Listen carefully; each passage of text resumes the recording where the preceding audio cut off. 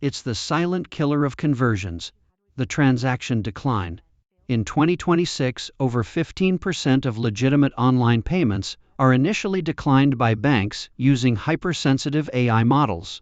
If your customer's card is being rejected, it's rarely a broken account.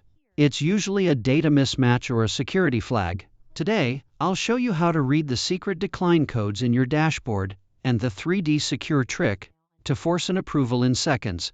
Stop guessing why it failed. Go to your Payments tab and click the Failed Charge. Look for the Statuses section. If it says insufficient funds, your customer just needs to top up.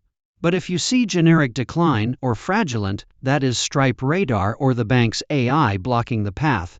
In 2026, generic decline often means the bank doesn't recognize your business. Ask the customer to call their bank and whitelist your merchant name. In 2026, international banks, especially in Europe and India, require strong customer authentication (SCA). If you see a authentication required code, it means the bank is waiting for a thumbprint or SMS code that never popped up. To fix this for future sales, ensure you are using the Stripe payment element.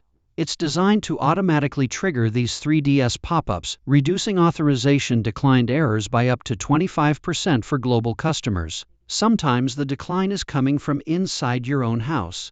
Check your Stripe radar settings. If a legitimate customer is using a VPN or an IP address from a different country, radar might block them. If you trust the customer, find the payment in the dashboard and click Add to Allow List. Note, this doesn't retry the payment, it just ensures the next attempt by that customer goes through without a hitch. Don't let a declined message end the sale. Hit subscribe for more 2026 Stripe and payment infrastructure masterclasses.